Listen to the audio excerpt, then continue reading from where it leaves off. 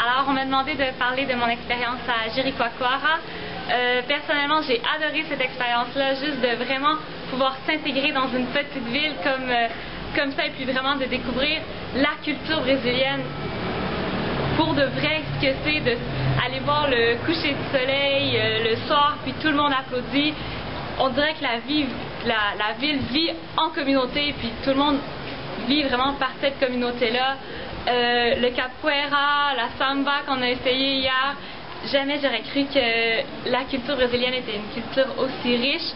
Et puis, grâce à Jerry, j'ai pu le découvrir. Je suis vraiment contente. Bon, pour ce qui est de l'interaction avec les locaux, moi, j'ai trouvé premièrement que c'était plus facile de ce que je pensais. Peut-être parce que je parlais espagnol, j'avais pas de difficulté à en faire comprendre. Aussi, je trouvais que c'était très intéressant de parler avec du monde de différentes positions. On parlait avec les propriétaires des restaurants ou des travailleurs. On a vraiment couvert tout ce qui était les organisations, la municipalité. Alors ça nous donne beaucoup d'informations. C'est très instructif aussi de voir comment les gens y pensaient, différents à nous. Alors, moi, ce que j'ai aimé de Jericoacoara et Shizuoka, c'est vraiment la chaleur des gens. La proximité que chacun a entre eux, mais aussi la proximité qu'ils ont avec nous. Ils sont capables de nous accueillir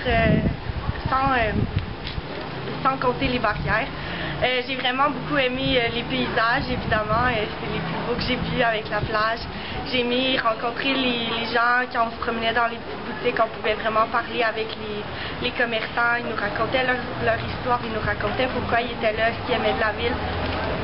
Ça m'a vraiment permis de m'épanouir, puis peu à peu, j'ai réussi à m'adapter à leur culture, puis avoir la vie plus relax, si on peut dire. J'ai adoré les gens. J'ai parlé avec des jeunes qui étaient vraiment... C'est pas comme les enfants du Canada gâtés ou quelque chose.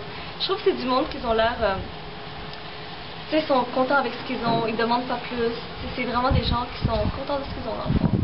Et c'est ça, je trouvais ça vraiment... Ça fait la différence le Canada et le Brésil. Comment les gens là-bas, ils sont jamais satisfaits, puis ici, ils sont... N'importe quoi, ils sont satisfaits dans le fond. Alors, mon expérience à Jeri et à Fortaleza, dans le fond, la première semaine qui est à Fortaleza, où on est allé visiter des entreprises. Dans le fond, j'ai trouvé bien intéressant de visiter des entreprises majeures du nord-est de l'État du Ceará. Puis ensuite, finalement, d'aller discuter ou finalement d'avoir des exposés sur ce que l'entreprise fait, puis les impacts un petit peu dans la ville.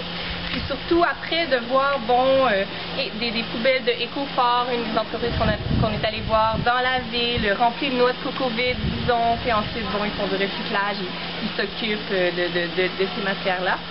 Puis, par contre, à Fortaleza, la première semaine, on a eu moins la chance d'interagir vraiment avec la population locale.